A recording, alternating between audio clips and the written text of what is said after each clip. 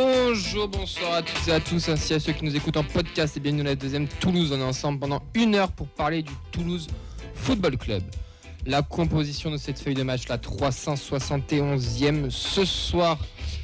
Dans les buts, gardien des réseaux sociaux et de la vidéo, c'est notre ami Vincent. Comment il va, Vincent ? Ça va super, merci. Et toi Sacha, comment ça va ? Ça va, merci. Quel plaisir. Je me suis mis loin exprès pour profiter du spectacle, te revoir. T'as bien raison, parce que tu vas pouvoir défoncer Sacha en direct. Ah. En défense, il chambre quand même avec son t-shirt ce soir, puisqu'il nous a mis le beau t-shirt des Andy Tolosa. Assis toujours, c'est Sacha, comment ça va ? Ça va très bien, monsieur. Mais la bonne cause. Je vois pas ce que vous voulez dire. J'ai fait hommage à mon président juste ici. Et puis voilà, je célèbre une victoire. Donc rien ne pourra m'atteindre. Et je suis très heureux de te revoir parmi nous. Très content aussi d'être là. Petite passe d'ess pour le président de Andy Tolosa, Nathan, qui va co-animer avec moi, qui sera à ma gauche aujourd'hui. Comment il va, Nathan ? Ça va très bien. Une victoire, t'es de retour. Que demander de plus ? Peut-être payé. Ouais, bon, ça va.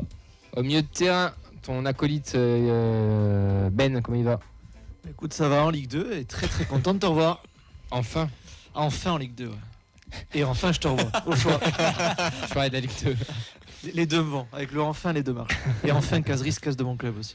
Attends, c'est pas fait ça Ah encore. si, ça c'est fait. Bah, Fin de contrat. S'il allait à Rotten sans flamme, c'est que c'est lui qui s'est mis la balance, non ? Oui. Il nous fallait pas un 9, nous ? Non. Franchement, à 180 C'est un 9, c'est un donné. pack d'œufs. C'est un poulailler, oui. Allez, en attaque, il est de retour aussi, parce que ça fait à peu près aussi longtemps que moi qu'il est pas venu, c'est Auxence, comment il va ? Bonsoir à tous, on gagne donc forcément je Ah, reviens. et ça, hein, mais toi par contre, tu vas vraiment que pour les victoires, ça je l'ai remarqué. Alors non, là c'est. La dernière fois que t'es venu, c'était pour Saint-Etienne. C'est une simple coïncidence. Ah ouais, bon, là c'est. Comme par hasard. Vous savez quand même qu'on a dû lui redonner l'adresse. Hein, pour qu'il soit... Je me suis perdu sur la route, je me suis retrouvé à la médiathèque José Cabanis, je sais pas ce que je faisais là. Ça va, j'ai trouvé le studio, on sait jamais. Ça va sinon ? Bah écoute, très content de te revoir aussi. Hein, les 6 points. Concours, ça va ? C'était frustrant. Non, c'était émotionnellement fort. Donc maintenant, on en profite pour relâcher la pression et parler d'une victoire du TEF. Donc la semaine parfaite. En cabine pour coacher tout ça ce soir, c'est notre ami Fredo. Comment il va ? Ça va et toi? Ça tranquille. Il est revenu. Eh oui. Faites péter les messages partout là. Il est de retour. Yes. Bien content que tu sois là et bonjour à tout le monde. Et bien content d'être là aussi, tu t'en doutes. Je vais faire un coucou aux absents, Clément, Nadia, Mathilde, Mehdi, Elliot, Rémi ainsi que Arthur. On vous fait un gros coucou, on en verra la plupart vendredi et d'autres samedi pour le match ou dimanche pour l'autre match. Le programme actu TFC retour sur l'Académie des filles, le journal des prêtés. Ce ne sera pas fait par Clément mais par Vincent aujourd'hui. Parce que Clément nous a lâchés tout simplement parce qu'il a vu que Gélabert n'avait pas joué. Il avait pas envie de te revoir, peut-être. C'est très bizarre. C'est ce qu'il a dit en tout cas. C'est donc ça le complot qui a évoqué.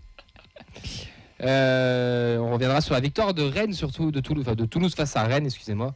Et ce maintien qu'on va fêter tous ensemble. Et oui, rendez-vous au Capitole d'ici quelques minutes, je pense, pour fêter tout ça. Il y a du monde sur place déjà. On a dit maintien, Ben. Avant de commencer cette Pardon, j'ai mal entendu. 71e émission, vous pouvez bien sûr agir avec nous sur le hashtag LZM Toulouse, sur notre compte LZM Foot, le Facebook Live, celui de Radio Xtania, le live Twitch, le live YouTube. Parce qu'on a du monde de connecter ce soir. Du coup, je demande à qui ? À Vincent ou à Nathan ? Nathan, ça veut dire ? On fait un nom chacun ? Allez, vas-y. Allez. On a Zied. Bonjour Zied. Ah oui, tu fais l'ordre n'importe comment, moi je fais dans l'ordre. Ah bah vas-y, fais-toi plaisir alors. Je crois que c'est l'ordre, ouais, voilà. T'as Free Fly, t'as Fumo, t'as Henri, je vois il y a Serkin, il y a Olivier sur Facebook, on a Zied du coup, tu salues que lundi Tolosa de toute façon. Oui, c'est vrai. Hein. T'as Entre Lucas nous. sur Salut, Facebook, Nico, Olivier et beaucoup sont contents de te revoir Camille. Ouais, d'ailleurs, avant qu'on commence l'émission, j'aimerais remercier tout le monde parce que j'ai reçu beaucoup de messages de soutien et de plein de choses. Il n'y a pas eu qu'une banderole, on va dire, au stadium. Il y a eu plein d'autres choses à côté. L'équipe aussi, bien entendu, qui a toujours été très présente. Mais aussi tous les gens autour. Et je vous remercie parce que ça fait chaud au cœur et ça permet d'avancer vite et d'être de retour très vite et d'être ici aussi ce soir parmi vous. Donc un grand merci à tous, même si c'est pas fini, que le combat continue, entre guillemets. Mais un grand merci à tout le monde. Et on va commencer cette 371e émission avec les actus. Est-ce qu'on est la meilleure tribune du championnat ? Mais oui, je veux dire qu'on est la meilleure tribune du championnat. commence les actus, Nathan, avec le futur crack, la future pépite, le mec que tout le monde va vouloir nous arracher, qui finira à Castanet en N3. Allez. Qu'est-ce que ça m'avait manqué ça. C'est rude. Il a pas Non, mais changé. Ilyes Azizi, j'avoue, je l'ai vu jouer et les derniers qui m'ont fait cet effet-là, c'était Mawissa Erest et j'avoue, il a du potentiel pour faire quelque chose. Mais la dernière fois qu'on a mis un craquito comme ça, il a vraiment fini à Castanet, c'était Giacomo Pérez. Donc, C'est vrai. on va le laisser grandir doucement, Azizi. Oui. Eh ben, il va disputer l'Euro U17 avec les Bleus en Albanie du 19 mai au 1er juin. Dans le groupe A, ils affronteront l'Allemagne, le Portugal et le pays hôte, l'Albanie. Quand je dis tout ça, c'est juste qu'il faut rester avec un peu de Mesuré. mesuré, ouais, Il a parce même que pas c'est encore. Il a toujours 17 ans. ouais. Mais par contre, il a le potentiel pour devenir pro, Bien sûr. je pense. Ouais, c'est pas la Yamal quand même. Exactement. Non mais oui, mais totalement. Faut pas s'enflammer non C'est le plus. Mais problème, c'est un bon c'est petit ça. joueur. On enchaîne avec les filles, puisque Ludivine Bardet, elle est en équipe de France féminine U17 et elles ont débuté l'Euro lundi contre l'Espagne à Toulouse, titulaire 1-1 score final. Compétition difficile sur l'équipe.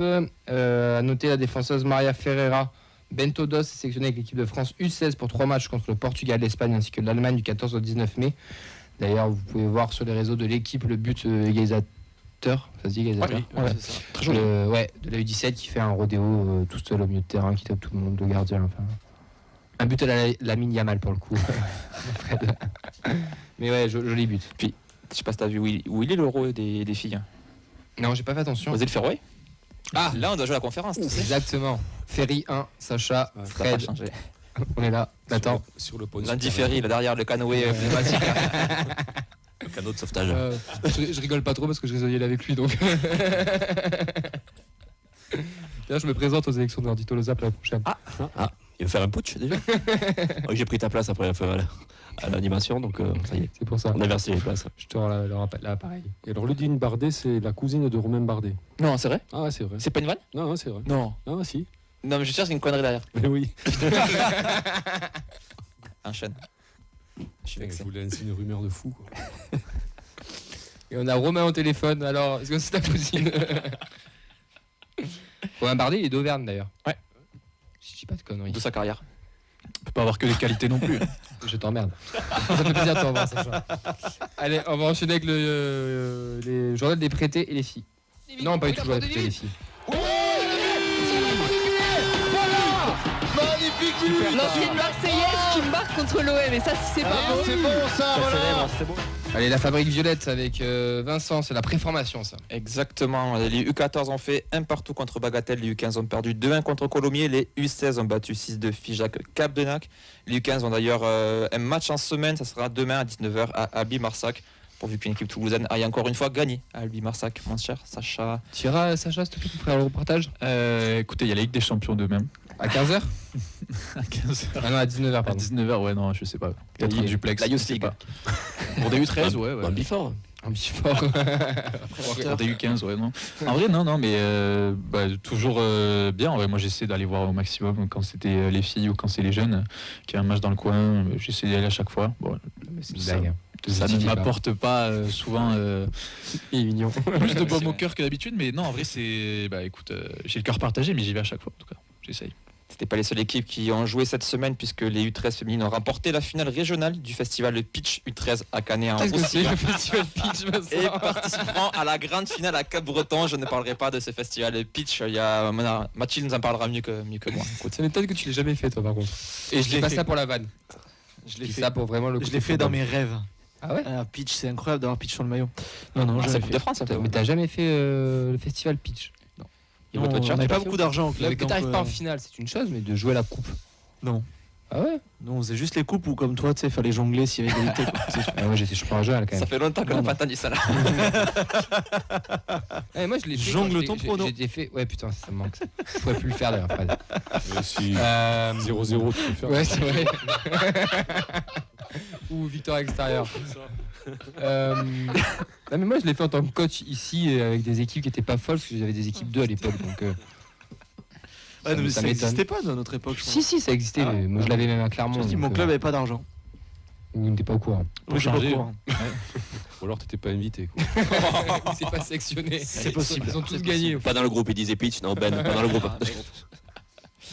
Allez, pour terminer, il y avait un autre tournoi ce week-end. C'était les U11 qui ont participé en Catalogne du tournoi TAR d'Osona. C'est le TEF qui en parlait justement sur son site. C'était sur 2 jours ce week-end. Il y avait 60 équipes d'engagées. Ils ont terminé 12e. Il y avait le Barça, le Milan AC, d'autres équipes internationales, beaucoup d'équipes espagnoles. En poule, ils ont battu Forney, c'est un club local 2-1. Ils ont mis 9-0 à une sélection polonaise, 9-0 à un club des Philippines. Et ils ont perdu 2-1 contre le FC Andorre. C'est le Stade Toulousain qui est parti ou le TEF? C'est le TEF. Ils ont terminé deuxième de la poule. En huitième de finale, ils perdent 2-0 contre l'Espagnol de Barcelone et ils perdent 1-0 contre Girona, un match de classement. Relaxant et tout. Quand Ça même. la pète. Mais merci Vincent pour la préfo. On va passer au U23.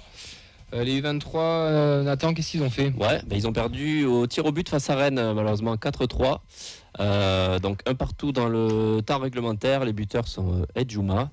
À noter une petite affluence au stadium avec la présence de pros et d'anciens pros en tribune. Moi, j'ai un coup de gueule à passer. Ah oui, Ce challenge espoir, toute l'année, ils nous ont tout foutu à huis clos.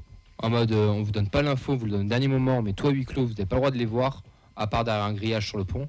Et là, demi-finale, on met tout au stadium. C'était ouais. Bah ouais, mais pourquoi? Enfin, je veux dire, je sais pas, c'est totalement incohérent. Je sais pas, j'ai l'impression que sur cette compétition, ils ont un peu tablé à droite à gauche. Ils se cherchent encore aussi. C'est vrai, je pense qu'ils se cherchent un peu encore. C'est même pas quelque chose C'était les d'officiel. lundis à 17h. Voilà, parce que je pense qu'ils ont profité de l'occasion puisqu'il y avait peut-être 2 TFC Rennes ou je sais pas. C'est très bien de le mettre au stadium, Voilà. c'est pas ce que je suis en train de dire, c'est juste que je trouve ça totalement incohérent. Genre, t'as pas pu voir un match de la saison, tout est à huis clos et on te met sur des horaires dégueulasses. La FFF veut pas que les clubs communiquent ou je sais pas, enfin j'en sais rien, tu vois. Et là, et on te le faut au stadium. Enfin, je sais pas. D'ailleurs, ça s'est ressenti. Il y avait un peu de pluie, mais je pense que s'il y avait eu l'engouement de son de la saison et que on avait été plus impliqué dans le truc, il y aurait peut-être eu aussi plus de monde qui serait déplacé pour aller les voir ces jeunes. Je pense. Est-ce que ce serait pas aussi une technique pour brouiller les cartes du groupe? Parce qu'on sait qu'il y a beaucoup de jeunes qui font leur apparition dans le groupe 1. Est-ce que ça serait pas une manière justement de brouiller un peu les pistes en disant ces jeunes-là du style Matisse Saka, Metali qui font un peu l'ascenseur entre l'équipe 1 et les jeunes? Est-ce que c'est pas une manière de brouiller les pistes? Est-ce qu'il est là? Est-ce qu'il est pas là? On ne sait pas trop. Je sais pas trop. Je sais pas, j'essaie de trouver une raison à ça, mais je pense que la principale raison, c'est surtout qu'ils se cherchent et qu'effectivement, c'est encore en rodage et qu'il y a des réglages à faire. Pour en revenir aux sportifs, à noter le bon match de Azizi, à noter la présence de Saka, donc Metali et Niflor dans les buts. La finale opposera Rennes à l'AS Monaco, qui a été vainqueur je te laisse le lire Ben peut-être, du MHSC dans l'autre demi. Du club HSC, oui. Tu savais? Pas du tout. Ok. J'ai rien suivi. J'ai abandonné là. Oui, non, mais la c'est saison pas- est trop dure Je pour moi. Je comprends. On enchaîne avec les U19 qui, eux, ont eu une grosse défaite à Nice 3-1. Et c'est surtout que ça a des grosses conséquences, cette défaite. Parce que à la fin du... l'OM prend la tête, voilà, c'est ça, avec 2 points d'avance. Et la Saint-Étienne occupe la 2e place avec 1 point d'avance à une journée de la fin. Il faudra impérativement battre Rodez 12e dimanche prochain à 15h. Tout en espérant un faux pas dans les 2 concurrents directs, Marseille qui reçoit Nice et Saint-Étienne qui se déplacera à Ajaccio pour espérer d'aller en... C'est pas en barrage, c'est en... Playoff. Une sorte de play-off aussi. Après, Ajaccio, pas facile, ça va. Tes 2 adversaires, tes 2 concurrents Oui, il jouent faut pas des être équipes possible. bien classées, Ouais, c'est faut pas être possible. Après, il faut faire le taf aussi. Il faut faire le taf de ton côté. Ouais, mais c'est dur quand même parce qu'ils ont passé une longue partie de la saison à jouer le haut du haut, être tout en haut du classement. Donc là, c'est sur la fin comme ça. Ça paraît assez compliqué. J'espère qu'ils arriveront à rebondir, mais ils ont quand même fait une belle saison. Je serais triste pour eux que ça se finisse mal sur les dernières semaines, quoi. Mais après, c'est un sprint final, faut savoir le gérer aussi. Hein. Ça ça. montre aussi peut-être ton caractère et ta façon de gérer les émotions. Attends, Les 17 qui font nul 3-3 à Montpellier, donc le TFC est toujours 9e. Ils peuvent encore espérer gagner une place et ils peuvent toujours en perdre une pour donner un enjeu donc à la dernière journée. Donc un petit ventre mou. Je vais pas vous mentir, ça m'inquiète. Il est parti depuis à peu près plus de 5 minutes, mais il est pas en cabine. Il a peut-être pété les plombs. Non, moi, je pense qu'il est parti se déguiser. Il est peut-être parti. Sûr, il est parti se déguiser. Ouais, possible. Ah, regarde. Putain, incroyable. C'est sûr. Putain, aussi, oh, merde. J'ai peur. On parle de Vincent, bien entendu, pour ceux qui... C'est maintenant les 3 minutes du coup. C'est pas Ça encore. ils étaient plus en fin d'émission. Ça y est, ça fait Les filles, c'était repos pour la seconde ligue ce week-end parce qu'elles se préparent pour le gros match de dimanche qui sera au stadium. D'ailleurs, il reste des places. Allez, les abonnés, c'est gratuit. Et pour les autres, c'est 5 €. Donc n'hésitez pas à venir encourager les filles. Elles affrontent Lens qui sont premières. Et on joue la montée pour peut-être le titre. Voir le C'est- titre, ouais. Ce serait énorme quand même. Donc, tous au stadium dimanche, ouais, totalement. On est d'accord, c'est le dernier match de Lens là. Après, il restera que. Marseille. C'est Marseille. Marseille, c'est en retard. Donc Non. là... Marseille doit être exempt. On va à si je dis pas de Marseille. bêtises. Oui, mais c'est en retard, c'est le match en retard. Donc Lens, il ne reste Pourquoi que c'est ce un match en match-là. retard, Oui, Marseille oui. match Lens, c'est le dernier match C'est de le la dernier match de la Lens. saison. Donc Ah, Lens, c'est un après match ce en retard. match-là, c'est Ah, plié. Ok. Ok. Je savais pas l'info, tu vois. Si, il me semblait que Marseille, ça avait été reporté. Il y a eu un truc, je me Ouais, c'est ça, souviens. pardon, Ouais, c'est je ça, me je souviens de ça. Le Covid? Non, c'est trop ça. Non, c'était. J'ai pas de blague. J'ai pas de blague. Mais les blagues arrivent dans quelques instants. La je pense. régionale 1, mon cher Nathan. Qui Avant. s'impose 1-0 à l'extérieur face à la réserve d'Albi Marsac, but d'Emma Bonafou en début de rencontre. Rien ne bouge en tête, la SPTT Montpellier reste leader avec 2 points d'avance sur Jacou Clapier et le TFC. Donc Montpellier et Toulouse joueront leur match en retard ce mercredi. Les Violettes recevront Blagnac à 20h sur l'annexe Bristaton. On vous tient au courant pour dimanche. Je pense qu'on recevra peut-être le coach vendredi pour nous présenter le match entre Toulouse et Lens qui se déroulera au stadium. On vous conseille fortement de prendre vos places. Nous, il y a de fortes chances qu'on soit aux commentaires de ce match aussi ce dimanche. On vous tiendra au courant, bien entendu, dans l'émission ou sur nos réseaux sociaux. Je pense que... Alors Lens, J'ai peur. Lens, en fait, ils sont exemptés lors de la Oui. dernière journée. Ouais, c'est ça. Ok. Il joue Bordeaux. Enfin, il joue l'ancien Voilà. Bordeaux. Donc c'est pour ça que c'est pas un match en retard Marseille. C'est juste qu'ils Non, sont c'est la exempts. journée. Ouais, voilà. J'ai une idée de match en retard. Oui, mais c'est la fameuse Oui, seconde c'est- ligue à 11 équipes. Ils avaient un match en C'est- retard avant. C'est comme en national, ils sont à 17 équipes et t'as une équipe qui est C'est exemptée. Bordeaux qui a oui. coulé, et du coup, ok. Et c'est l'heure du journal des prêtés. Et là, c'est là où on va avoir la surprise, à mon avis. Est-ce qu'il est prêt au moins, mon cher Fredo? Yes, Prêté. Ou il faut meubler encore un petit peu? Non, c'est bon, c'est bon. Il est prêt? Vous êtes prêts? Non, mais... Now, ladies and gentlemen, for the best Are time you in ready? France, an exclusivity of Radio Occitania, Beans.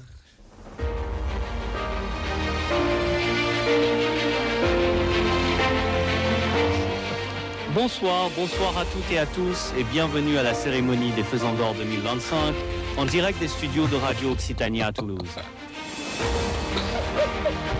Et sans plus attendre, veuillez accueillir votre maître de cérémonie Il aurait qui dû faire remplace enregistrer à l'illustre Clément au pied levé.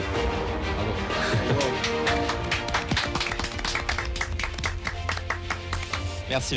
Tu aurais dû faire enregistrer la voix off pour Clément. Ouais, mais j'ai pas eu le temps. Merci à toutes et à tous. C'est un immense privilège que d'être ici pour remettre ce trophée du Faisan d'Or 2025. Je remercie Clément pour tout le travail accompli cette saison. J'espère que tu ne partiras jamais en prêt et que tu seras là avec un contrat à vie pour cette rubrique que tu as su si bien incarner. Et je remercie aussi le club pour ses recrutements hasardeux et son incapacité à vendre des indésirables. Et j'ai une pensée émue pour les familles des joueurs qui, s'ils avaient donné la naissance à des enfants normalement constitués, ne seraient pas présents au tableau d'honneur du journal des prêtés. Alors oui, le TFC n'a pas tout fait comme il faut en vendant Begraoui, Bangré et Flemings, mais les joueurs ont su se réinventer et tout donner pour être encore plus ridicule que Cléry Herbert et Oliver Zanden. Alors je ne vais pas faire durer le suspense plus longtemps, on va passer aux nominés.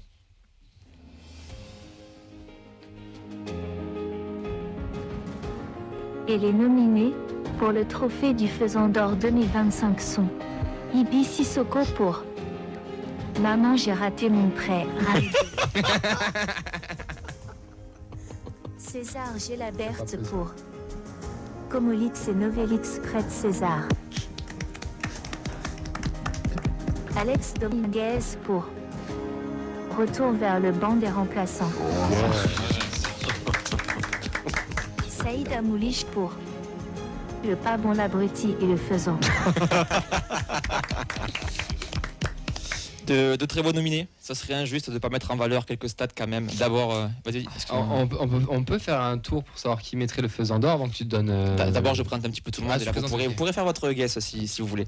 C'est dur en vrai. Les stats d'abord. J'ai une belle idée, moi. Ibi Sissoko, 2 réalisations en moins de 6 mois. Il a d'abord tourné Maman, j'ai raté mon prêt 1 du côté de Plymouth, 703 minutes en 24 matchs, soit moins de 2 milliards par rencontre. Et il a enchaîné avec sa masterclass Maman, j'ai raté mon prêt 2 à Sheffield Wednesday, 51 minutes de jeu, 5 matchs disputés sur 17 possibles et un 4e match de suite cette semaine sans être dans le groupe. Mais il devait pas être titulaire, parce qu'il avait mis un petit point à l'entraînement lui, parce qu'il était pas trop fort sur fut avec une Il carte. était- Vous aurez un lien, ça compile TikTok évidemment pour les... Si vous voulez choisir. Il y a des gens qui l'ont voulu titulaire. Mais qui le veulent toujours. Moi, je dis toujours des gens, Ibi, il faut que tu reviennes. Non, mais c'est honteux. Non, non. Moi, j'en vois nominés. pas de ça. Hein. Ben, je te Ah, non, l'enverrai la prochaine fois. Ça va, il y a Et c'est pas du troll. Hein. Il y a Juma maintenant, ça va. Des nominés, Voilà. César Gelabert, le goal à partie chez les Celtibert. Il tournait Comolix et Novelix près de César. C'est pas du Chabat, mais c'est au niveau du chien d'un Didier, avec de belles perfs par-ci et par-là. Mais bon, c'est bien Riron, même pas Valladolid. Par pudeur, pour s'économiner, il n'a pas joué ce week-end et a prétexté une blessure après avoir inscrit 3 buts en 2 matchs juste avant. Un coup de cœur quand même pour Alex Dominguez et son retour vers le banc des remplaçants. Et c'est incroyable, 16 à la suite pour le portier espagnol. On peut tromper une personne 1000 fois, on peut tromper 1000 personnes une fois, et on peut tromper Alex Dominguez sur le fait qu'il sera titulaire 2 clubs d'affilée. Voilà. C'est vrai que le pauvre, c'est quand même. C'est le pire choix possible. Est-ce que, messieurs, il y a vraiment un suspense pour vous dans le palmarès? Ah ouais. Ouais, le Saïd Amoulic. Moi, franchement, il y a le faisant d'or, c'est lui en fait. Parce mais que non, parce que Dominguez, c'est vraiment, j'ai raté mon train. Amoulic, j'aurais pu être titulaire avec la blessure de. Amoulic.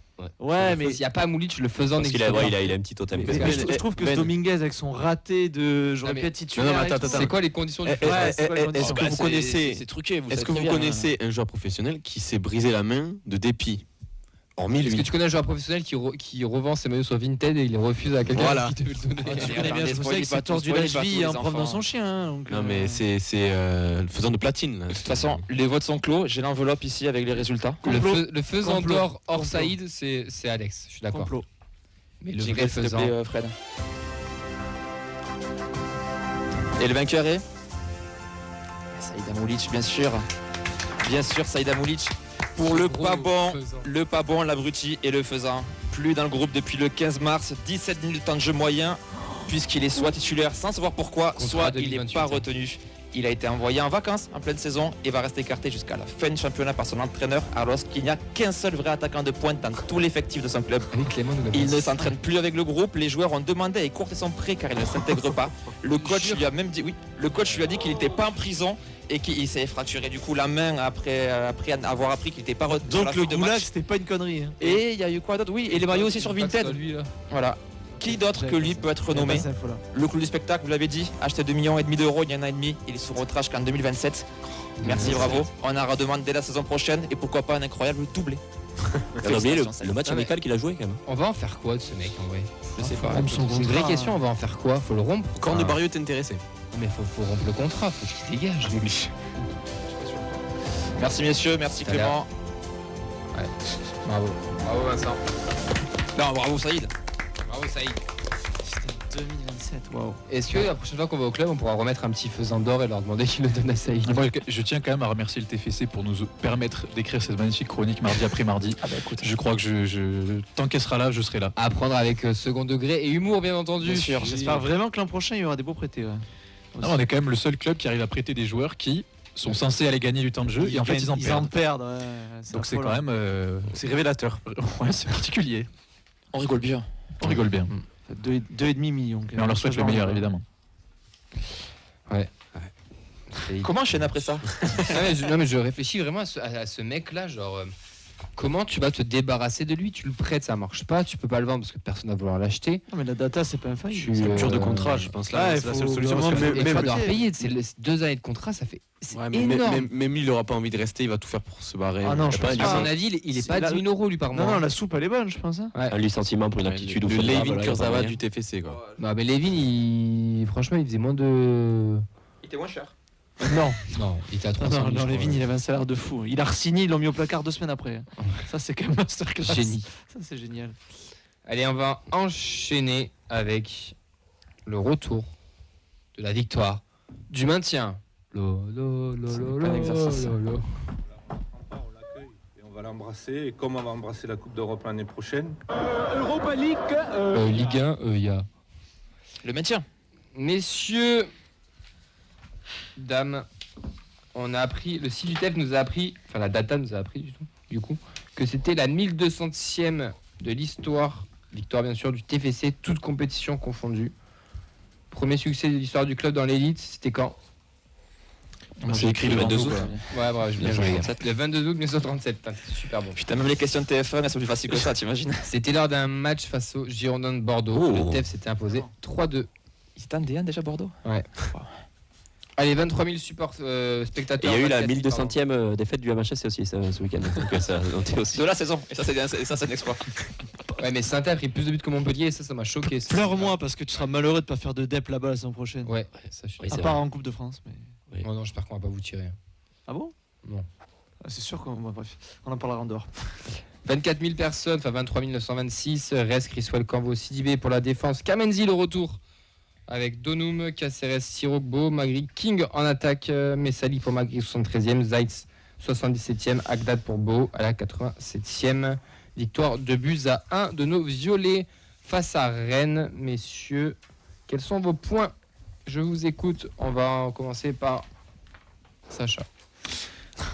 Écoute, forcément, moi je suis content parce que j'ai vu une victoire au Stadium. J'ai arrêté de compter tellement ça faisait longtemps. C'est la première depuis ton retour. Ouais, c'est la première depuis. La dernière de mémoire, c'était en mars 2024, à peu près. Donc ça donne un peu une idée. C'est pas grave, ça sentait. Et j'ai l'impression que en fait, c'était double dose de joie puisque on a eu réouverture du virage Brice. Ça faisait du bien d'y revenir. Et victoire à domicile. Et puis l'autre chose que j'aimerais aborder, c'est mine de rien certaines individualités qui se sont relancées, qui avaient certainement besoin, d'autres qui avaient un peu disparu. Et puis aussi le caractère et la réaction de cette équipe. On pensait que ça allait être un match entre deux formations en claquettes. Au final, on a vu que Rennes était un petit peu plus que nous. Et quand je vois tout le monde qui s'est sauté dans les bras à la fin du match, je pense que cette victoire elle a fait beaucoup de bien à tout le monde. Alors pour moi, c'est... je ne veux pas être rabat-joie. Donc je dis pas le match de l'année, mais la victoire fait du bien. Une fois n'est pas coutume, on a laissé le ballon à l'adversaire. On a bien gêné cette équipe rennaise. J'ai envie de souligner qu'aussi on a vu des beaux buts construits. On n'a pas vu une équipe en tongue. Pour moi, ce sera une victoire qui va faire du bien au TEF et qui termine enfin cette série noire de 2 points sur 21 possibles. Et Aaron, bravo pour ton but et merci pour le divertissement, parce qu'au lieu d'aller célébrer avec tes coéquipiers, tu préfères les chambrer Brice Samba, et ça me régale. Il a fallu l'allumer après, sur le ballon. Grâce à King, j'ai mis King entre parenthèses. Franchement, King a été un génie sur ce but. Moi, je vais rester dans votre lignée. Alors, j'ai quand même noté une vraie cassure entre les joueurs et le public, quand même, après une victoire. On va en parler juste après, mais j'ai été assez surpris du manque de réaction, du manque de lien. Et on parlait des individualités tout à l'heure. Je vais m'attarder sur la performance de Kamanzi, que j'ai trouvé très correcte à gauche pour son retour. Fred. Alors, mes points, j'en ai 2. Comme, il y en a eu 3 samedi, Fred. Il est comme Roland Courbis, il veut la victoire des points. 2 comme quoi, je sais pas, excuse-moi. Comme les Bollocks. Je t'ai offert 4 passes D pour que tu sortes de là, tu sais. Cet homme est en haut libre. C'est ça, complet. Je m'excuse. Alors, mes points. Le premier, non, Carles Martinez Novel n'est pas à court d'idées. Et mon second point, face à un adversaire qui n'était pas meilleur que nous, on a su faire le dos rond dans les moments difficiles et on a su remporter la victoire, chose qu'on n'arrivait pas à faire contre ce même genre d'adversaire les matchs précédents. Donc c'est une petite évolution sympathique sur la fin de saison, je trouve. Merci Fred. Voilà. Moi, je retiens que c'était la première mi-temps la plus aboutie de la saison à domicile. Une grosse demi-heure avec du jeu face à un adversaire en difficulté et pas en tongue. Comme souvent, la seconde mi-temps était plus compliquée, mais la victoire est quand même plutôt méritée. Plus que 6 dépôts de bilan, et on joue l'Europe. Nadia, qui est absente, nous donne son point. C'est enfin le retour du... Non, c'est pas Nadia qui donne son point. Oui, Sacha. Ouh, Nathan. Non, je pense que c'est vraiment elle qui l'a donné, parce que du coup, j'ai la touché, moi. Pour une fois. Bon, écoute, on va lire ce que en plus c'était moi, mais bon. Cette fois-là seulement. Okay. Et celui de Clément, il est pas mal aussi. C'est toi. Et je trouve que Nadia, elle aurait pu dire ça. Mais Nadia aurait pu dire ça. Moi, signez vos œuvres, messieurs, quand même. Elle a l'air contente. Donc, pour ceux qui ne savent pas, on va quand même le lire. Donc, Ben a écrit « Enfin le retour du virage, je retrouve également mon amour du foot ». Le foot c'est nul, le TEF c'est bien. Le foot c'est nul, le TEF c'est bien. Est-ce que ce serait pas un appel à l'aide masqué quand même de la part de supporters montpelliérains en PLS? Toujours pas. Allez, on va commencer avec toi, Sacha, avec enfin la victoire et la fin de la série noire. Ouais, enfin la victoire, on en a parlé plusieurs fois dans l'émission. Déjà vendredi on en parlait, qu'on était un peu tous d'accord pour se dire que ce qui nous mettait vraiment dans la panade et ce qui pesait sur tout le monde, c'était ce côté série, parce que la saison elle est moyenne. On peut même dire qu'elle est ratée, en vrai, c'est un débat. Mais je pense que ce qui nous a vraiment plombé, c'est cette série. Comme disait Ben, je sais plus, 2 points sur 21, c'est ça? Ouais. Donc franchement, ça te met, pour un groupe professionnel, ça te met plus bas que terre, quoi. Donc il fallait vraiment la briser, cette série. Et c'est pour ça que d'autres vont peut-être en parler, mais moi, au-delà de la manière, il y a le fait que j'étais en virage, du coup, j'ai pas bien vu ce qui se passait devant moi. J'étais plus occupé à regarder les autres et à chanter. Chanter et danser comme un fou. Exactement. Mais plus que la manière, en fait, j'ai juste envie de retenir la victoire pour le coup, parce que je pense que c'est ce que tout le monde attendait. Et le fait qu'elle arrive à domicile, parce que je trouve que c'est une saison où, à la maison, on n'a pas eu grand-chose à se mettre sous la dent. Et il y a eu des désillusions. On était la seule équipe à pas avoir gagné en 2025. Il y a eu c'est abusé à domicile. Oui. La seule équipe de Ligue 1 à pas avoir gagné à domicile en 2025. Et le MHSC existe, hein, je vous le dis. Exactement. Et puis dans ce stadium-là, tu as eu des désillusions comme face à Guingamp, comme face à Montpellier, Ne redis plus ça, s'il te plaît. comme plusieurs fois cette saison. Donc je trouve que franchement, certains diront que ça arrive tard, mais mieux vaut tard que jamais. Ouais. On avait besoin de cette victoire à la maison pour mettre un peu d'air dans tout ce qui se passe autour du club. Et je pense que voilà, moi c'est ça que je retiens, c'est que ça va faire du bien à tout le monde. Et puis je sais pas, on a fait la fête quoi. Même si on sait que c'est une petite victoire, on fait quoi? On remonte à égalité avec Rennes. Donc voilà, au lieu d'être 12e, on est 11e ex aequo. Mais c'est pas grave, dans le foot, une victoire c'est une victoire. Et tous ceux qui ont joué au foot, ils vous le diront. Chaque fois on critique des équipes qui célèbrent comme des fous parce qu'ils ont juste gagné un match, mais gagner un match c'est important. Et on savait plus le faire. Donc juste le fait d'y arriver. Le lundi c'est matin, important. ton sourire il est beaucoup plus sincère que quand tu as fait un match nul ou quand tu as perdu.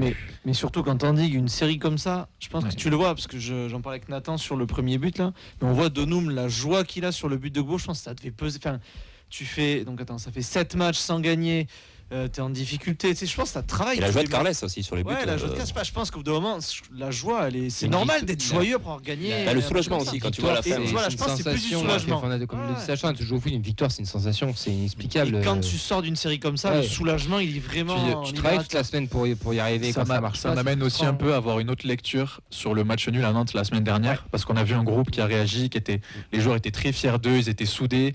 Il y en a limite certains qui nous disaient que ce match nul, quand tu as atterri tu à 10 pendant 60 minutes, ça avait presque un goût de victoire. Moi, c'est un discours que j'arrivais pas à entendre parce que je raisonnais par le prisme de cette série-là. Et maintenant qu'on a gagné, je reviens un peu sur ce match-là aussi. Je me dis qu'en vrai, les joueurs n'ont pas lâché, ils l'ont encore montré ce week-end-ci. Et donc, c'est peut-être aussi la première pierre qui a amené vers cette victoire-là. Donc, ça me fait aussi changer de lecture sur les semaines précédentes. Moi, j'ai envie de demander, messieurs, est-ce qu'on jouerait pas l'Europe? Alors mathématiquement, c'est plus possible. Ça dépend. Financièrement, S'il y a 4 dépôts de bilan, Strasbourg et Lyon, let's go. Hein. Non, mais on joue à 10e place là maintenant. Ouais, parce que cette victoire, en fait, elle trouve des perspectives qu'on avait un petit peu oubliées. On est, je crois qu'on est à 4 points de la 10e place. Enfin, ouais. Il reste 6 points à prendre. Et on peut faire un meilleur bilan l'an dernier.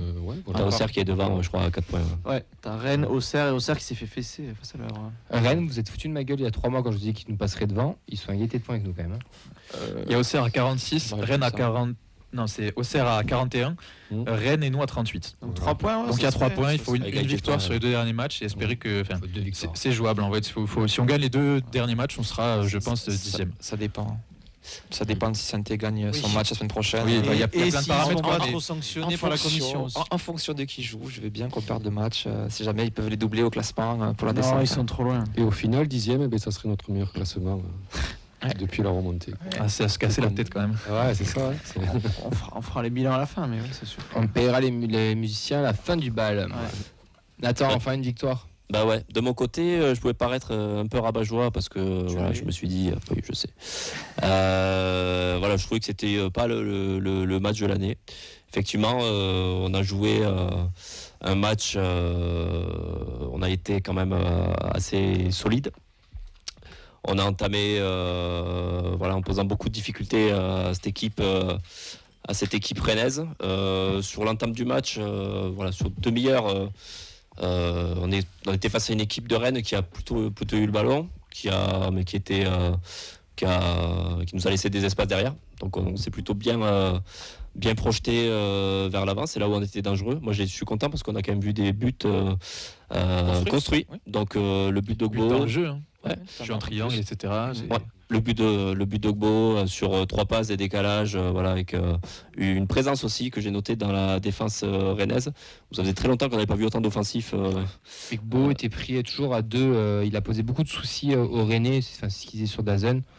Et que Habib Bey n'arrêtait pas de pester sur ça et qu'il fallait vraiment le prendre à 2 et juste avant ça il y a eu le but quoi. Donc il leur a posé beaucoup de problèmes. Mais sinon, j'étais globalement satisfait de l'état d'esprit. Moi, j'attendais autre chose par rapport à cette spirale négative aussi. On a vu une équipe qui se battait. Je t'en parlais tout à l'heure aussi. Il y avait beaucoup de soulagement. On sentait vraiment une équipe impliquée. C'était pas une équipe en vacances. Ce que j'ai trouvé dommage, en fait, c'est ce relâchement après cette bonne première mi-temps. Sur ce début de seconde mi-temps où Après, c'est très compliqué de tenir. Est-ce que c'est un relâchement vraiment? T'as Rennes qui a fait 4 changements entre la 45e et la 60e. Je pense que c'est surtout la différence de calibre avec les remplaçants de Rennes. Après, je veux nuancer par rapport au fait que Kalimundo, C'est rendre Kalimundo quand même. Bon. Après, c'est très difficile. Ouais, mais sur un joueur, c'est très difficile de tenir un rythme sur 90 minutes. Je ne demande pas qu'il y ait autant d'intensité, mais j'ai l'impression qu'on a quand même, on n'a pas arrêté de jouer, mais on a quand même beaucoup plus reculé. Après, t'étais plus habitué à mener au score aussi. Ça fait combien de matchs que t'avais pas mené au score? Mais malheureusement, le Doran, on voit que dans des périodes de temps faibles, on a du mal à gérer. On a d'ailleurs encaissé. C'est l'histoire de ta saison, Nathan. Gérer tes temps forts et tes temps faibles et gérer les temps faibles dans les deux surfaces et les temps forts dans les deux surfaces. Je suis d'accord parce que c'est un peu moi. Beaucoup ont parlé de différentes choses, mais je trouve que sur le match qu'on a vu, c'est pas la recette, elle dénote pas de tout ce qu'on a fait le reste de la saison. C'est juste que pour une fois, ça a tourné de notre côté. Ouais. Mais en soi, bien analyser l'adversaire, faire des grosses entames, arriver avec une approche tactique, mais se faire peur et au final ne pas y arriver, c'est ce qu'on a vu plusieurs fois. Moi, quand Rennes a égalisé, j'ai revu le scénario défilé dans ma tête. En fait, ça va se passer comme d'habitude. Tu vois, qu'on n'allait pas y arriver. Au final, si on y arrivait. Mais c'est juste. Et tu y arrives par du talent. Exactement, tu y arrives avec une individualité. Et cette fois, c'est pas toi qui prends la frappe extérieure de surface inarrêtable. Ça bascule de notre côté pour une fois. Donc, en soi, c'est un match qu'on a réussi à gagner. Il le fallait. Mais si je regarde vraiment le contenu que j'ai vu, j'ai pas l'impression que ça soit beaucoup différent de ce qu'on a réussi à produire sur les dernières sorties. Le match de Lille au Stadium. S'il n'y a pas Chevalier qui fait un gros match, ça peut se passer comme ça aussi. Moi, je ne vois pas de grande différence entre les deux. Oui, je suis d'accord. Auxence, toi, tu regrettes la célébration avec le public et les joueurs. Dis-moi en plus, que j'ai vu passer pas mal de trucs sur ça et je ne pense pas être d'accord, mais vas-y. Ah, écoute, moi j'étais assez surpris en fin de match. Bon, déjà, quand même, gros soulagement pour avoir la victoire et le maintien qui est assuré. Mais j'ai été assez surpris de voir l'équipe qui ne s'est pas arrêtée devant le virage Brice. Qui est passé assez rapidement. Moi qui avais attendu la victoire pendant 141 jours, je le rappelle, la dernière victoire à domicile c'était contre Saint-Etienne. Là, voir les joueurs vite passer, à peine 2-3 remerciements. Il n'y a que Cresswell qui s'est arrêté et qui a été récompensé. Mais pas de célébration, ça m'a fait un petit peu bizarre. Bon, il y a quand même un petit contexte à remettre en place, c'est qu'il y a eu une petite brouille lors de Reims-TFC avec apparemment Rest qui aurait eu des comment dire des mots non pas des mots c'est pas à Nantes moi on m'avait dit Reims. Je sais pas, parce que je sais qu'au micro, dans le virage, en tout cas à la fin, ils ont parlé de ce qui s'est passé la semaine dernière à Nantes. Comme quoi, ils sont pas venus proches du parquet. Ah oui, pardon, tu as raison, parce que oui, c'est effectivement avec Babika qui a donné son maillot avec un Nantais. Tu as raison, pardon. Donc à Nantes, pas à Reims, tant pour moi. Donc il y a apparemment eu une petite brouille avec les supporters, etc. Et je sais pas, j'ai trouvé ça assez bizarre. Je pense que bon, faut pas faire de généralité, faut quand même fêter cette victoire si importante avec le reste du public, surtout quand on voit la soupe infâme qui nous a été servie toute l'année au Stadium. Je pense qu'un minimum de respect serait quand même appréciable. Est-ce que ça vous a manqué, ceux qui étaient en virage, de ne pas célébrer cette victoire? Parce que ça, c'est pour remettre dans le contexte, c'est quand même quelque chose de très nouveau, moi je trouve. Ça date de la Ligue.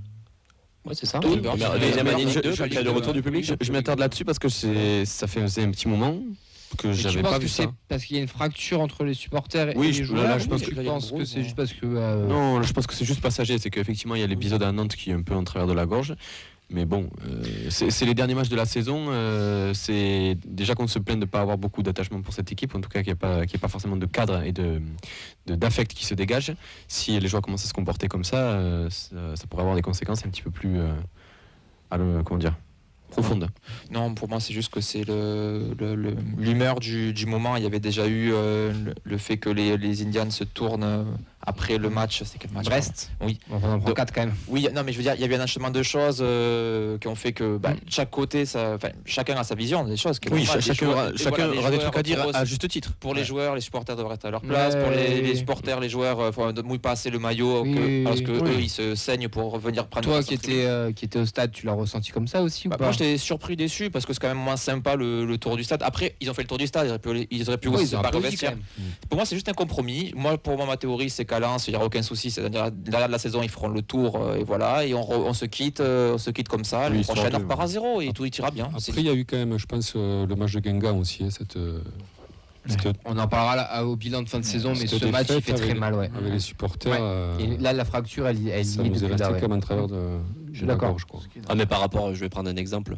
On parlait des supporters qui tournaient peut-être le dos le dos aux joueurs après le match de Brest. Après le match de Brest où les joueurs. Lille aussi, je crois d'ailleurs. Lille, ouais. Alors que je trouve que la prestation des joueurs, on n'avait pas vu des tricheurs ce jour-là. C'est-à-dire c'est des joueurs qui avaient été surpassés par plus fort que toi. Moi j'ai vraiment du mal avec les joueurs qui mouillent pas le maillot. Non, mais c'est pas le cas.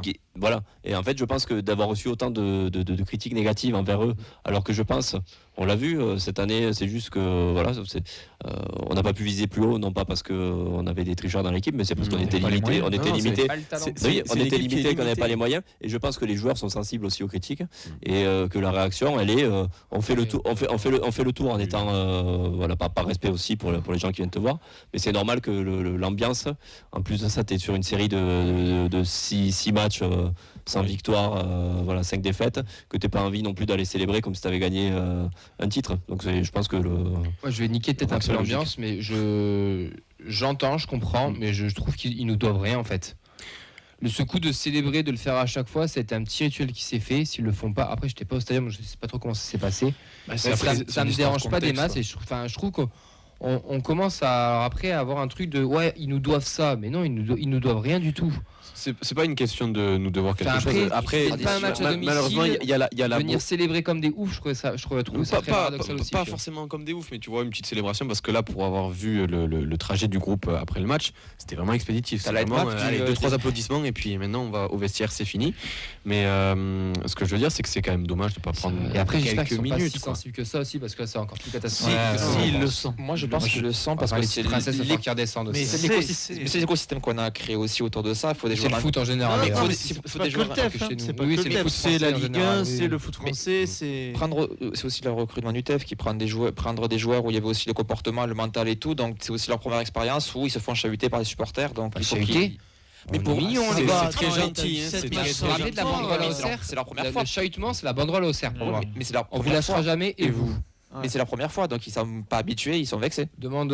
Mais bien sûr, mais ils iraient Montpellier, ils seraient en train de rentrer en pleurant. Les méchants réseaux sociaux. Oui, voilà. Après, ouais, ça, faut lire toutes les merdes sur les réseaux. Oui, mais ce que je veux dire, c'est que je me mets à la place d'un supporter un petit peu plus lambda qui a l'habitude de venir au stadium. Je suis pas sûr qu'il porte. S'il est pas dans le virage, est-ce qu'il y porte attention? T'as une équipe qui a pas gagné depuis décembre, et la seule victoire que t'as les joueurs qui manifestent pas forcément beaucoup d'intérêt. Comme je l'ai dit, ça peut développer un manque d'affect, un manque d'attachement. C'est la fin de saison. Oui, mais c'est vrai que, pardon, moi je suis d'accord avec ce que dit Camille, c'est que si tu célèbres comme des oufs, mais pas comme des oufs, je trouve qu'il fallait trouver le juste milieu. Je pense qu'ils l'ont pas trouvé. Entre pas célébrer et trop célébrer. C'est juste une question de contexte. Ce truc-là, il s'est mis en place en Ligue 2. Quand on gagne, à chaque fois, chaque match à domicile, on a dû en perdre 2, tu vois. Donc forcément, tout était plus beau. Moi, en fait, il y a 2 matchs dans l'année. Tout est moins rose. Je l'ai pas ressenti parce qu'il y avait ce côté festif, victoire et aussi réouverture du virage qui était fermé, donc j'étais pas trop concentré sur ça, mais c'est vrai que il y a eu le minimum syndical du tour d'honneur et puis on n'en parle plus, sans parler d'envoyer des joueurs chanter avec les capots. Voilà, mais moi je vous parle pas juste de montrer un peu entre les deux. C'est vrai que maintenant que j'y repense, c'est montrer un peu plus d'intérêt ou je sais pas, même si tu fais semblant, j'en sais rien, mais rendre un peu, tu vois. Ce qu'on t'a donné pendant le match, le rendre juste sur la célébration. En fait, il a manqué dans le trajet, comme a dit donc Oxens, il leur a manqué de s'approcher d'une dizaine de mètres, quoi. D'être un peu plus proche du virage. Ça, retour de match, ça change. Il faut travailler le positionnement à l'entraînement. Là, en fait, ils sont passés devant le virage avec juste un regard. Voilà, ça a été. Oui, genre, on le fait pour le faire. Voilà. Vous savez qui c'est qui a imposé les tours d'honneur? Vous vous rappelez ou pas? Pascal Duprat. Putain, t'es bon. Bah oui, c'est dans le quiz. Ah merde. C'est vrai? Non, c'est la première question, là, je parle l'avance. Ce qui se fait quand même dans beaucoup de clubs de Ligue 1, les tours d'honneur maintenant. Ouais, c'était Duprat à l'époque, il avait instauré pour renouer avec le public. De la remontada, ce qui est pas con en 2016. Après, il peut quand même y avoir un côté avertissement, parce que moi je suis d'accord avec ce que disait Ben, je pense qu'il y a quand même une certaine forme d'ego, où ce qui s'est passé, c'est que les ultras, le virage, a juste décidé de ne pas chanter pour les joueurs et de chanter pour lui-même. Ils n'ont pas sifflé. Ils n'ont pas manifesté trop de mécontentement, etc. Je trouve qu'on est resté franchement dans les proportions ultra à Toulouse, ultra acceptables. Très chill. Donc ça me paraît un peu. Toujours voulu supporter l'équipe. Exactement. C'est pas le cas. C'est pour ça que ça me paraît. Vous avez vu Nantes? Ça paraît un peu dangereux. Nantes, ils m'ont régalé. On se fait chier quand t'as tout le stade qui te chante. On te fait chier. Là, tu peux être blessé dans ton ego. Mais là, franchement, à Toulouse, le stade a bien raison. Je pense que les joueurs le se font chier aussi sur le terrain. Princesse toulousaine. Mais je pense que les deux ont leur raison, comme je leur ai dit. Comme tu dis, je pense que les joueurs peuvent reprocher des choses au public Oui. et l'inverse. bon, Je sais pas Et si on inversement. doit nous reprocher sur cette saison quand même. Mais sans c'est pour sans ça. public, quand même, t'es malheureux. Enfin, Mais je voilà, peux si dire je que- peux conclure sur mon point, c'est Oui, que je vas-y, demande vas-y. pas à ce que tout le monde qu'il y ait quelqu'un qui aille chanter avec le capot, que ce soit la fiesta, que tout le monde vienne dans le virage et que ce soit. À chaque non, fois, c'est un jeune et il se barre après en plus. non, mais c'est juste voilà un petit Tu peu veux vibrer, mais tu veux vibrer, on va en boîte avec Maxence. Non, mais tout simplement un petit peu plus de considération pour un public qui a jamais lâché malgré des résultats catastrophiques à la maison. D'accord. Là, on est contre Rennes, il n'y a plus aucun enjeu. On est 24 000. Je sais pas comment c'est possible qu'on soit 24 000. Ah, il faisait, ouais. Voilà, du maillot. je pense que un petit peu plus de respect aurait été apprécié. Considération. Voilà. Je te trouve un peu ingrat quand même. Non. Tu t'oublies un peu de dire qu'il y a quand même Maurice et Miguel devant le virage. C'est quand même. ça, le T'es venu problème. pour ça à la base quand même. Donc tu les as vus de près. Allez messieurs, sur les dernières minutes qui nous restent, on va passer sur les individualités. Maurice et Miguel. Exactement. Moi j'aimerais qu'on parle d'un petit piston, je sais plus qui c'est qui l'a mis dans ses points, je crois que c'est toi Auxence. Oui. Kamenzi le crack, est-ce qu'il est avec nous d'ailleurs sur les réseaux? Parce que c'est son moment. Là il a un slip en train de faire. Non mais Kamenzi, on ne sait pas C'est ce le qui s'est passé avec Oxens lui. du TFC. La il vient Norway que pour les Connection. victoires. Le mec part en sélection, joue titulaire, part en sélection, Il y a eu un truc. il Disparition. revient, il se blesse, il joue plus, il est au placard. Et là il revient et il Je fait un bon match. vais citer Rémi en off avant l'émission de vendredi, Oula. qui me disait C'est Kamanzi, dangereux, non, mais il joue pas. n'y comptez plus sur Kamanzi. Kamanzi est hors groupe. Je te rappelle que Rémi Et a là, dit qu'il préférait titulaire le Silla lendemain. à Soiseau. alors. Titulaire le lendemain. Tiens, mais ça fait. Mais Kamenzi, moi je suis content de le revoir et je suis content de le revoir dans ses conditions. mais il doit y avoir quelque chose. Incapable à juger ce mec. Non, mais il y a eu quelque chose avec le club. Mais je sais pas s'il est pas en fin de contrat bientôt. il est en- alors, il y a dû avoir il est pas 2026 peut-être. Attends, Vincent après Auxence. Ouais, bon, ma théorie elle est simple, c'est juste qu'on arrive en fin de saison, il faut le faire jouer pour le montrer qu'il est là, qu'il est en bon état, qu'il sait jouer, C'est un actif. qu'il peut mettez de l'argent dessus, regardez comme il est beau, prenez-le. Et que, moi ce que j'avais expliqué pour moi à Nathan, j'ai expliqué ça à Nathan et à Clément en avant-match, j'ai l'impression que la politique du TEF, c'est que si tu as un joueur, on va dire un poste, c'est un acheté, c'est un 6-7 sur 10, et que tu as un jeune qui est juste un peu moins bon, mais genre juste un peu, mais tu préfères faire jouer le jeune. Genre Messali. Genre Par Messali. rapport à Messali. Donc pour moi Kamandi est toujours meilleur que Messali, Oui. mais pas beaucoup. Donc assez pour faire jouer le, c'est voilà. le meilleur. Exactement. Oui. Joli. Et Kamandi à partir pour moi et on le montre. Mais est-ce que Vas-y. Kamanzi aurait joué si Soiseau était là? Moi je pense pas. hein. Non. Et oui, il y a ça. Je pense pas. Moi je pense que c'est vraiment Parce qu'il a joué à l'absence gauche, en de plus. Soiseau qui Ouais, fait ouais. qu'il ait joué. C'est les absences. C'est pour moi, c'est- Soiseau ok. qui a été papa d'ailleurs, c'est pour ça qu'il était pas là. Oui voilà, mais ok, je comprends le petit côté de Antoine. le montrer, mais je suis pas sûr que tu l'aurais montré non plus si Soiseau. Auxence, C'est assez flou. Hein. Si on s'arrête sur quelques chiffres rapidement, c'était son 22e match de la saison et seulement Ah, sa putain. 9e titularisation depuis le début. Enfin, attends, il De- a 22 Oui, matchs. jusqu'à Ouais. décembre.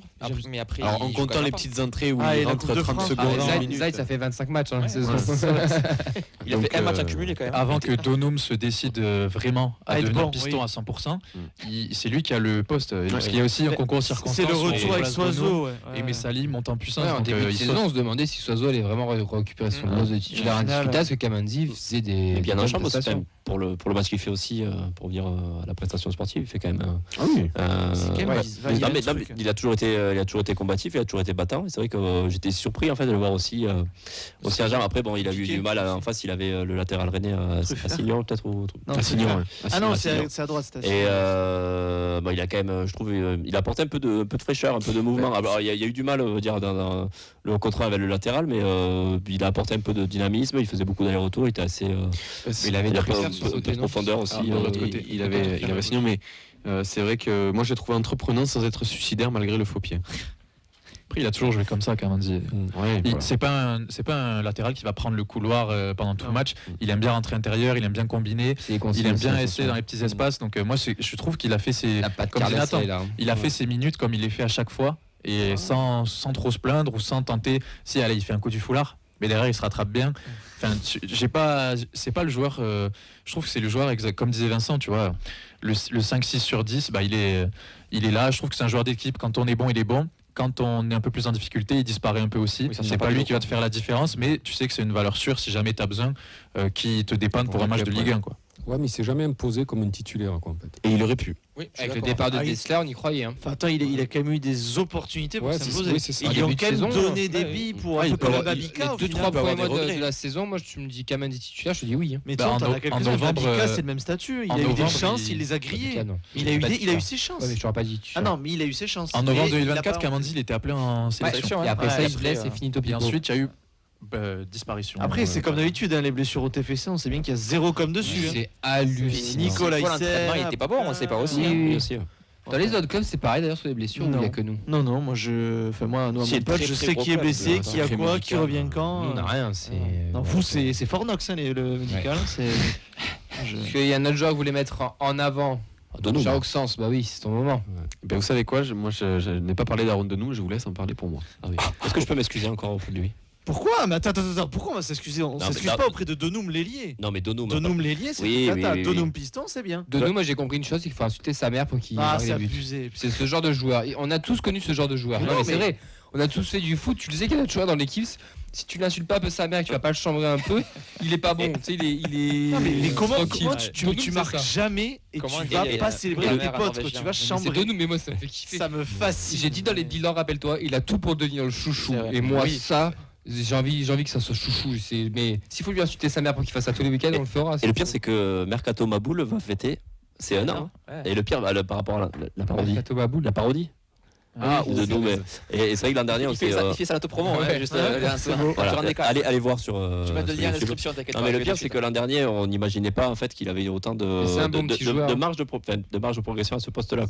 Enfin, du coup, il jouait ailier, donc j'ai pas pu le voir à son réel niveau. Mais le chèque arrive, t'inquiète pas. Non, mais attends. C'est rafraîchissant. Il a toujours défendu Donoum, même ailier.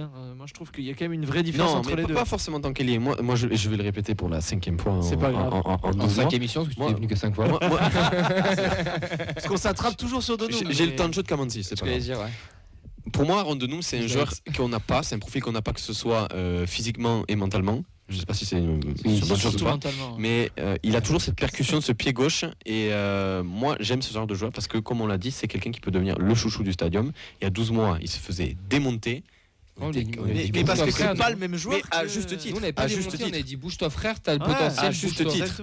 On l'avait démonté à juste titre. Et là, cette saison, il a montré qu'il s'est tout simplement assagi. Moi, je trouve que c'est le joueur qui a eu la meilleure progression cette année. C'est peut-être pas le meilleur parce qu'il y a Caceres quand même. Mais pour moi, c'est la progression la plus fulgurante. Et j'ai envie de le voir titulaire l'année prochaine. Il a un petit côté. Il était décisif. Il marque des buts, il fait des passes d'ess. Il y a un petit côté Robben de Wish là, son petit rond-point là. Je repique dans la surface, j'allume pied gauche. Juste avant, il met la même frappe parce qu'il y a 3 mètres à côté. Après, Donoum fait une très bonne contre Rennes, mais Donoum qui joue à droite. Ouais. Et d'ailleurs, c'est le changement tactique de Carles à droite qui fait dès le début du match. Même sur la compo de départ, il choisit de mettre Kamanzi qui est droitier à gauche et Donoum qui est gaucher à droite. Donoum a voulu jouer faux pied à mon avis. Non, mais parce que Donoum il est sur son côté, il est habitué à jouer à droite. Il y a quelques mois, ça n'aurait pas été le cas, je pense. Oui, mais au début c'était Donoum à gauche et Fred, les gars, juste. Donc c'est à souligner quand même. Ok, bon, il a été bon contre Rennes, il a été le meilleur homme du match côté Toulouse. Mais pas un poste où on avait l'habitude de le voir, quoi. Non, mais par contre, le but qu'il met, c'est ce petit talent qui nous manque sur certains matchs. Le talent individuel qui fait que. Beau, son but, c'est l'action qui est belle et qui termine un peu à l'arrache. Je dis pas que c'est pas un beau but, mais on va y revenir après sur Beau. Mais Donoum, c'est vraiment le petit gaucher là qui rentre, qui frappe croisée. On l'a vu et revu des millions de fois, ce genre de but. Et c'est ce genre de petit truc en plus qui nous manque sur certains matchs et qui fait que... Il a le droit maintenant. Mais et décisif aussi sur le but de Beau. Oui. Sur c'est qui crée le décalage. Il y a un petit pont, un grand pont, je sais plus comment il fait. Moyen pont. Beau, on en parle ou pas? Ouais. Allez, je t'écoute mon Fredo. Mais pareil, Beau, il a plutôt penché à droite dès le départ. Et moi je l'ai trouvé par rapport à ses dernières sorties, assez bon. C'est bon, et alors pourquoi Mais Beau, il a fait son match de l'année. Merci. Mais par contre, lui, pareil, sur son but, ça l'a quand même soulagé aussi. Ouais, mais il a fait son match de l'année, c'est bon. Et c'est contre son ancien club. Et là, il a gagné 6 mois de crédit. Tu le sentais qu'il était motivé comme jamais. Mais là, on lui a mis 6 mois de ton point. Je pense pas. Enfin, j'espère pas. Bien sûr que si. Beau, l'année dernière, c'est 2 millions aussi. C'est pas tous les matchs performants. Après, ça faisait quelques matchs aussi où on trouvait qu'il était plus en jambes. Après, forcément, il y avait le facteur motivation face à son ancien club. Il y a une grosse occasion aussi, là, un début de match qui fuit le cadre. Mais forcément, c'est le type de joueur aussi qui, 7 mois sans marquer. Je pense que plus les matchs s'enchaînent et plus le doute persiste. Donc c'est dommage que ça arrive en fin de saison, mais ça va lui faire du bien. C'est le nouveau clivant. Moi, je trouve que Beau, sur son match, c'est pour ça que je parle d'individualité en général dans mes points, parce que je le mets un peu en parallèle de Kamanzi et aussi, par exemple, en parallèle de Guillaume Rest. C'est-à-dire que je trouve que les trois ne font pas leur meilleur match de l'année, mais il y a ce petit truc qui rassure. Beau, il avait besoin de marquer, ça faisait je sais pas combien de temps, il a marqué. Guillaume Rest a fait quelques arrêts, il sait pas, il a pas été. Guillaume Rest était décisif. Tu vois, il a été un peu plus décisif que d'habitude. Kamandi sort du placard. Il plonge pas beaucoup. Il fait un bon match. Je trouve qu'en fait, ces joueurs sur lesquels on misait peu et qui auraient dû performer avant. Ok, ça arrive sur le tard, mais ils se sont quand même rassurés ce week-end-là. Et c'est des gars que tu pouvais avoir peut-être quelques doutes, mais qui au final te prouvent que il y a peut-être une explication plus globale à cette saison qui a raté et que c'est pas spécialement des mauvais joueurs. Je pense que Gbo c'est pas un mauvais joueur. Je pense que Rest c'est pas un mauvais joueur comme on a voulu nous le faire croire et que il suffit. C'est Clément ça. Hein. Il suffit. Mais c'est pour ça que Clément n'est pas là d'ailleurs. C'est pour ça que j'en parle parce qu'il est pas là. Mais non, je pense que tu vois ce genre de match là et quand il y a la victoire au bout, ça peut te mettre un petit boost de confiance. Comme ça avait pu déclencher Yann Beau l'année dernière, Guillaume Rest quand il a arrêté son péno, etc. C'est le genre de tournant dans une fin de saison ou dans une saison globale qui peuvent t'amener à derrière te rassurer et je sais pas, te libérer sur le terrain, quoi. On n'en parle pas aussi, mais Magri, on n'a pas le temps d'en parler, mais Magri, je trouve qu'il a fait un bon match aussi, avec ballon et sans ballon. Sans ballon surtout. Ouais. Ça s'entend bien avec King aussi. Hein. Ouais. Parce que Magri, et Magri, putain, mais pourquoi tu n'as pas eu ce niveau depuis le début de la saison? Et puis surtout, qu'est-ce qu'il a ramassé et qu'est-ce qu'il a été solide, quoi, parce qu'ils l'ont pas épargné, Rennes. Je veux dire, il a subi des fautes, il a subi des coups, il a été solide, dos au but, il a récupéré, il a gardé un homme de ballon, il a été intelligent. Franchement, il aurait mérité de marquer Magri sur ce match, quoi. Dernière question, les gars, est-ce que c'est pas la victoire du coach samedi avec le changement tactique juste après l'égalisation et qu'on rentre Messali et qu'on remonte un peu Donoum? Si. Du début jusqu'à la fin, ouais. Okay. La compo de départ et même les changements. On oublie que en face il avait Bay, quoi. Bay c'est la hype comme on dit, quoi. Bay aussi. Hein. Ça finit en jingle, ça. Bay il a un gros tampon, mais attention, hein. Il a été confirmé, mais c'est pas tout. D'accord avec Fred sur le oui ou pas? Non. Non, dans le sens où c'est ce qu'on voit depuis quand même pas mal de. Ouais, non, tu vois pas Donoum à droite, tu vois pas. Oui, mais il a tenté des choses aussi. On a déjà vu des paris de tenter Donoum à droite. Non, mais après, c'est forcément. Il était sous pression, Oui, je suis d'accord. Il était sous pression, il a tenté des choses alors qu'il aurait. Non, mais je dis pas que c'est sur ce match-là, c'est-à-dire qu'il a tenté des choses avant. Il y a les gens, ils ont l'impression qu'il tente sur ce match-là. Non, mais il a déjà tenté des choses. Il aurait pu être fait. Ça vient confirmer. Ça vient confirmer ce qu'il a déjà tenté par le passé, quoi. Pour moi. Sous pression, mais il a quand même été confirmé, tu vois. Donc pour Nathan, ça veut dire que c'est normal, c'est logique et qu'il n'y a pas. Oui, voilà, c'est pas que sur ce match. C'est juste que. Je pense que c'est plus dans le sens. Il me comprend bien. C'est bien. Merci, Fraté. Ok, c'est normal. C'est juste que. Il n'est pas anti-Carles en fait. C'est pour ça donc pour lui ça le choque pas. C'est juste que la pièce elle est tombée du bon côté cette fois-ci, quoi. Moi j'ai quand même vu beaucoup de réactions. J'ai quand même vu beaucoup de réactions de gens qui ont réalisé sur ce match-là qu'en fait il faisait des belles choses avec ce qu'il avait sous la main. Oui. Et je pense qu'il y en a beaucoup qui ont pris la mesure de ce truc-là. Oui. Parce que comme disait Nathan, il l'a fait plusieurs fois cette saison. Il y a eu à l'inverse des fois où c'était le trou total et où tout le monde s'est échappé, même le coach. Mais là je pense que ça a fait comprendre aux gens parce qu'il y a la victoire au bout, comme à chaque fois. 30 secondes top flop. Mais qui fait ce qu'il peut avec ce qu'il a. 30 secondes top flop. Carles, Rest, Norvégien. La Norway Connection. La Norway Connection. Caceres encore. Oui, mais Caceres. En fait, il n'y a pas de flop. Il est abonné. Il n'y a pas de flop sur le match. En top, ah ouais. Ah, je le mets en encouragement. Encouragement, il plonge pas. Il plonge pas. Ouais, mais la casquette, les gars, Oliver Kahn, dernière. Il est quand même coincé sur ses appuis. Pas toi, Oliver Kahn. La bonne rentrée de Messali aussi. On a remarqué pour Rest, qu'il plongeait pas beaucoup. Il plongeait quand c'était sur lui. Il a sorti l'occasion qu'il fallait avant la mi-temps, mais après, Appelle-moi Gandalf. Il y avait un peu de. C'est pas Rest qui dirait ça. Gandalf lequel, quoi. Et sinon, Aaron, je t'aime. Voilà. Waouh. En norvégien, s'il te plaît. On est deux. Allez, messieurs, dames, c'est la fin. Les 30 dernières secondes, merci à Fred à la technique audio. Avec plaisir. Merci à tous ceux et celles qui nous ont suivis. Merci Vincent, merci Oxens, merci Sacha, merci Ben, merci Nathan, merci aux stagiaires de GMT qui sont là aussi, Mathis et Paloma dans les studios. Il nous reste 20 secondes, on va meubler un peu. Et bon match à ce soir. Ouais, qui vont s'il y en a qui basculer. veulent nous voir, on sera au Danune demain pour voir le match entre Arsenal et Paris. C'est important, parce que si on gagne et qu'il y a 8 faillites, tu récupères pas sur européen, n'oubliez pas. C'est possible en fait. Non, tout est possible. On vous laisse, on vous fait de gros bisous, on vous souhaite une très belle soirée, on vous dit à vendredi et à vendredi. Ciao. Ciao, bonne soirée.